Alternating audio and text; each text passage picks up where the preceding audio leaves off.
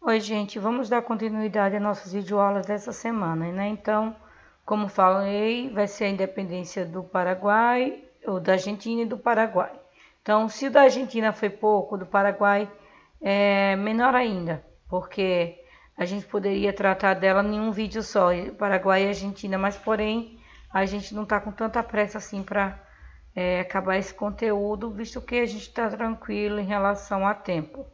Mas então vamos entender como se deu o processo de independência do Paraguai. É só buscar entender um pouquinho do que eu já falei no outro vídeo sobre o vice-reino do Prata, como que o Paraguai constituía, ou seja, fazia parte também desse vice-reino, junto com a Argentina, Uruguai e parte da Bolívia. Então, primeiro vamos entender como se formou o Paraguai. O território paraguaio ele foi primeiramente habitado por indígenas, né, como todos os países daqui da América. Então, os guaranis, entre outros indígenas, habitaram o território. E aí, em 1530, teve início a colonização espanhola. Essa colonização espanhola, durante a colonização espanhola, melhor dizendo, foi criada a Nossa Senhora de Assunção, ou Assunção, a atual Assunção no Paraguai, né? Então, com base se torna a base da colônia, ou seja, base da colônia do século XVI. Então, onde era? Em Assunção, no Paraguai, em Nossa Senhora do Assunção. Então, aí a população nativa no século XVIII, a cidade foi fundada em século XVI. No século XVII, melhor dizendo, começa a colonização espanhola começou a escravizar os indígenas que viviam na região. Então, esse fato de escravização dos indígenas, de escravizar a população nativa, contribuiu para que se formassem as missões jesuítas. O que era isso? As missões nas quais os padres jesuítas, missões eram acampamentos ou reduções, na qual um padre controlava um determinado área territorial, geralmente grandes fazendas, como se for para comparar, e ali eles formavam as missões. Essas missões é que deu origem a muitas cidades. A mesma coisa aconteceu aqui no Brasil. Houve muitas missões que deram origem a várias cidades do Brasil. Então, essas missões eram vistas pelos índios como um lugar de refúgio, do qual eles fugiam da escravidão e ali eles passavam a viver, acolhido pelos padres jesuítas que buscavam ensinar a ele a língua espanhola, no caso lá da América Espanhola, né? Aqui no Brasil foi a língua portuguesa. E aí ensinavam a ele a rezar, catequizavam os índios, né? E assim os índios trabalhavam para eles, ajudando nas construções das vilas, que mais tarde vieram a ser cidades. No caso das reduções, mais tarde se tornaram vilas e depois tornaram cidades. Então, essas missões jesuítas eram uma ameaça para o governo espanhol. Então, eles reprimiram brutalmente, invadiram muitas missões, destruíram essas reduções jesuítas e buscando cada vez mais escravizar os indígenas.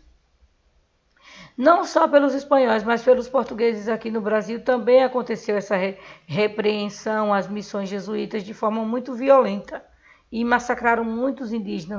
Muitos povos indígenas foram massacrados durante esse período.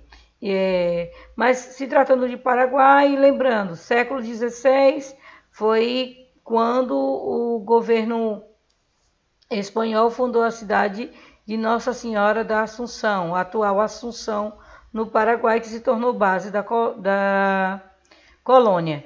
E aí, século XVII, começa a escravização dos indígenas e a realização de missões jesuítas, onde os jesuítas começavam a fundar os primeiros acampamentos que deram origem a muitas cidades, certo? Aí, depois de formado o Paraguai, que fazia parte do vice-reino do Prata, começa a se entender, digamos assim, o Paraguai começa a se formar como um país independente. Vamos relembrar então. A Revolução de Maio, quem lembra? Que eu falei no outro vídeo. Ela aconteceu na região Platina, ou seja, onde estava organizado o reino, o vice-reino do Prata. Então, essa Revolução de Maio, ela foi primordial para conceder a independência do Paraguai. Então, quem esteve à frente da Revolução de Maio foi este homem que vocês veem agora, Iagro Cabelejo, que foi o líder da Revolução de Maio. E ele liderou essa revolução em 1811, desculpa. E aí, esse foi digamos que, um fato importante pelo qual o Paraguai conseguiu se tornar independente. Então, como ocorreu esse processo de independência? Vamos lembrar. Século XVIII, o Paraguai constituía uma intendência do reino ligado a Buenos Aires. O que é uma intendência, professora? Não tem nada a ver de entender, mas é uma administração, digamos, ele fazia parte da área administrativa do vice-reino que estava ligado a Buenos Aires. Então, quando começa essa Revolução de Maio, o Paraguai não quis continuar fazendo parte desse vice-reino e aí pediu a independência. Esse vice-reino, ele ocupava o território que fazia fronteira com o território ocupado por Portugal. Que território era esse? O Brasil, né? E aí nós podemos ver que o processo de independência da região do Paraguai, ele está vinculado aos acontecimentos que vinham acontecendo em Buenos Aires. Que acontecimentos eram esses? A organização da junta governativa, a Revolução de Maio, entre outros acontecimentos que estavam ocorrendo nessa região. Quando a região da Argentina declarou um governo autônomo à Espanha, ou seja, lembra que a Argentina ela não quis acatar as ordens do rei, do governo provisório de José Bonaparte, e aí eles declararam praticamente uma autonomia em relação a esse governo. Isso foi em 1810. E aí a região paraguaia não aceitou se submeter às ordens de Buenos Aires, ou seja, da junta governativa de Buenos Aires, da intendência de Buenos Aires. E aí ele declara independência em 1811.